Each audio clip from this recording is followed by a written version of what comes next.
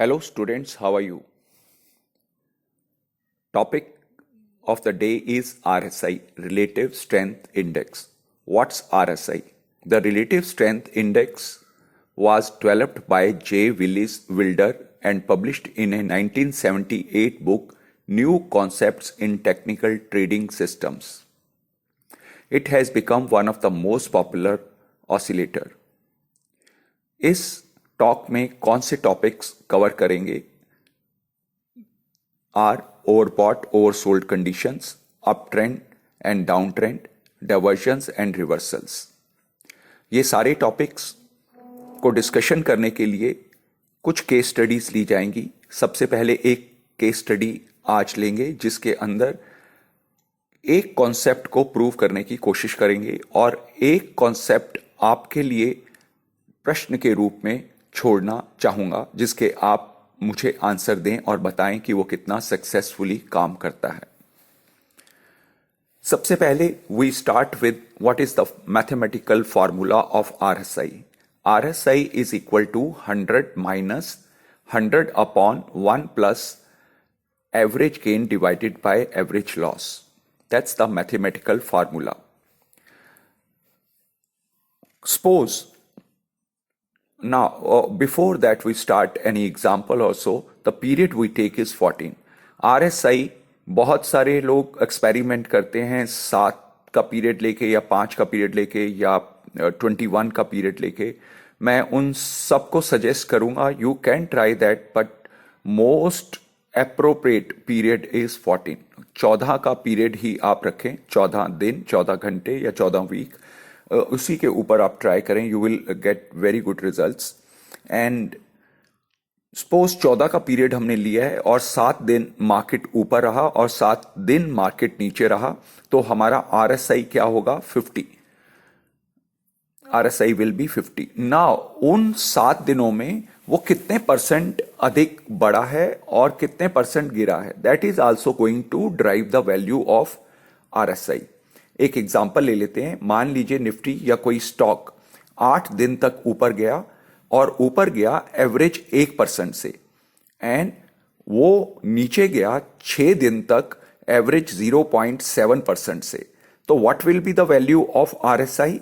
अपना फार्मूला जो ऊपर मेंशन किया हुआ है उसी को अप्लाई करते हैं। 100 माइनस ब्रैकेट 100 अपॉन ब्रैकेट में 1 प्लस 8 बाय 4.2। 8 कहां से आया? 8 दिन मार्केट ऊपर था, एवरेज 1% से मार्केट बढ़ा था, तो 8 इंटू 1 दैट कम्स एज 8, और मार्केट नीचे था 6 दिन तक 0.7% से, तो हमारा एवरेज बना 6 इंटू 0.7 दैट कम्स 4.2।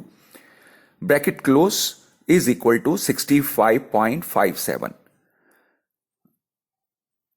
आरएसआई जब भी 14 दिन में अधिक दिन मार्केट ऊपर रहेगा, अधिक एवरेज गेन रहेगा, तो उसका वैल्यू अधिक रहेगा। और अगर मार्केट ज्यादातर दिन नीचे रहेगा और गिरावट में भी पावरफुल गिरावट होगी या अधिक नंबर से गिरावट होगी, तो आरएसआई की वैल्यू उतनी ही कम आएगी। तो ये कितने स्केल पे काम करता है? Why we have taken this formula as a 100 minus, तो then it works on the scale of 0 to 100, यानी आरएसआई की कभी भी वैल्यू 0 से नीचे या 100 से ऊपर नहीं होगी। अभी हमने मोटा मोटा आरएसआई कैसे निकालना है उसको समझा। अभी एक कॉन्सेप्ट की बात करते हैं। Let's test RSI on weekly chart. हम वीकली चार्ट पे अगर आरएसआई की वैल्यू 40 और 60 के बीच में रहती है तो इसका क्या मतलब है? If the RSI value moves between 40 and 60, तो उसका क्या मीनिंग है?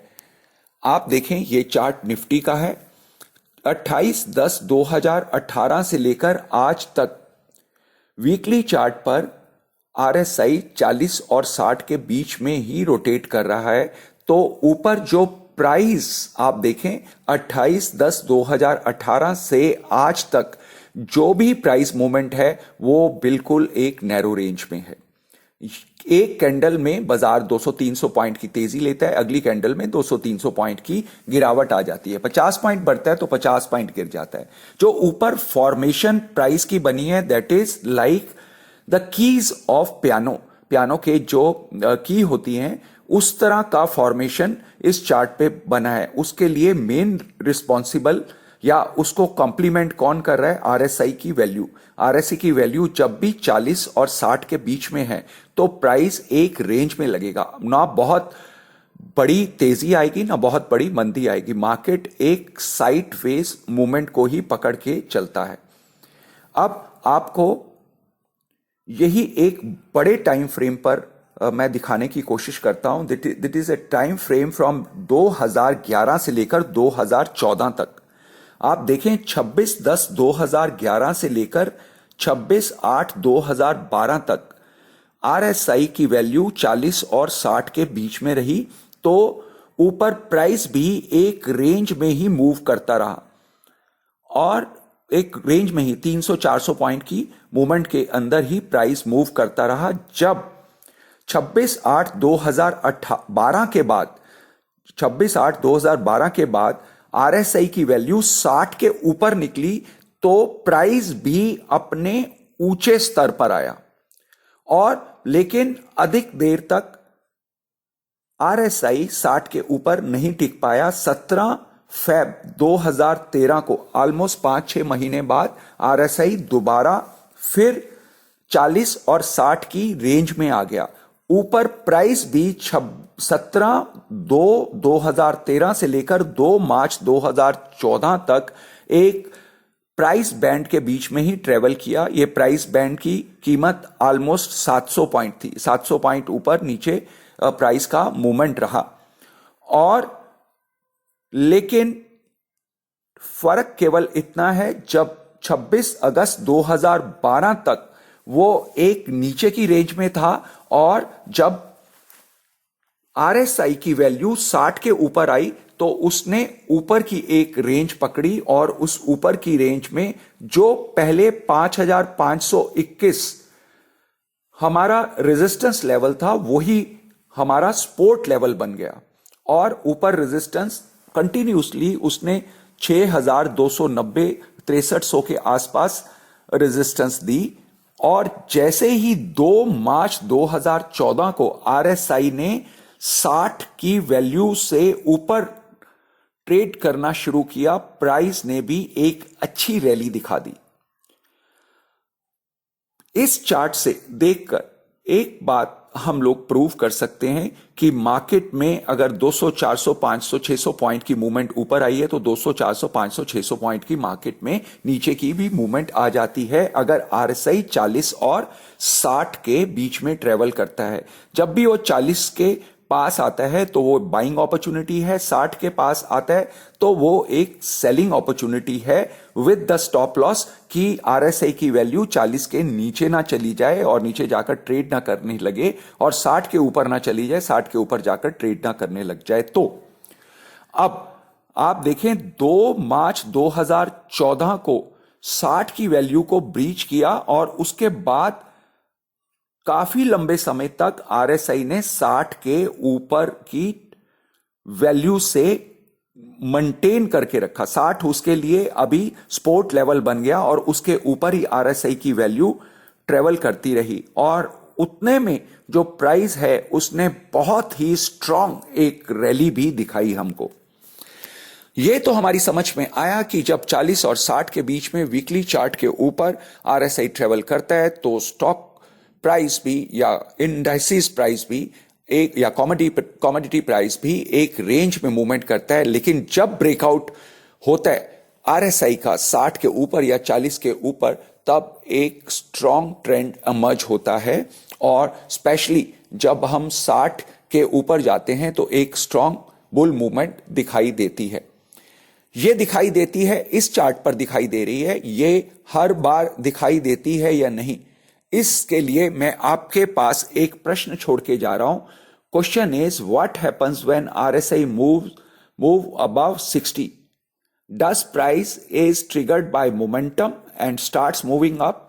क्या 60 के ऊपर जाने के बाद प्राइस के अंदर एक मोमेंटम बनता है और प्राइस स्ट्रॉन्ग अप ट्रेंड लेता है, या फिर कुछ हफ्तों के लिए, या फिर price gets overbought and correct और रिट्रेस।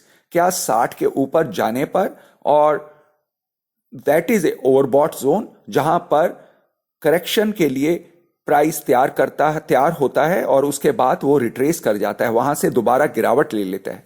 ये मेरे लिए प्रश्न है। इसका एक उत्तर मैंने कल ही क्लास में एक स्टूडेंट से पूछा, तो उसने मेरे को जो उत्तर दिया कि अगर 60 के ऊपर मेंटेन करता है तो there will be a strong bull move, और अगर 60 के ऊपर जाने के बाद वापस 60 के नीचे आ जाता है तो दैट विल बी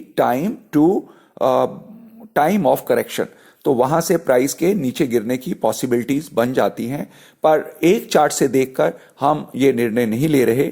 मैं आप सबको एक ये होमवर्क दे रहा हूं कि आप डिफरेंट चार्ट्स के ऊपर इसको एनालाइज करें और उसके बाद मेरे को और या कमेंट्स में उसको आप अपना व्यू डालें कि 60 के ऊपर जाने के बाद क्या प्रोबेबिलिटी बनती है, कितनी बार 60 के ऊपर जाने के बाद वो एक स्ट्रॉन्ग मूव अप ट्रेंड का अमर्ज करता है, या 60 के ऊपर जाने के ऊपर ओवरबॉट होकर प्राइस नीचे फॉल करता है। This is with this question I will like to wind up this talk, लेकिन विद दिस प्रॉमिस कि आरएसआई के ऊपर बहुत जल्द कम से कम मैं 20-22 वीडियोस तो जरूर तैयार करके आप सब अपने स्टूडेंट्स के लिए जरूर पोस्ट करूंगा, और हो सकता है इसमें थोड़ा समय लगे, but I will try to do it.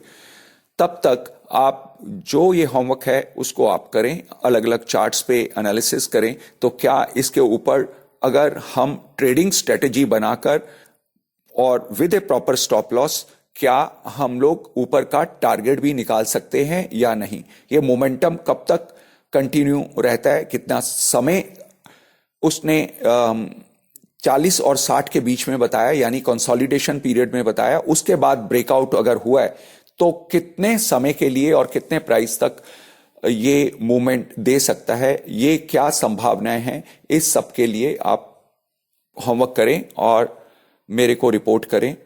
With this I am going to wind up this talk and wish you happy trading, happy investing, and good luck for whatever you do.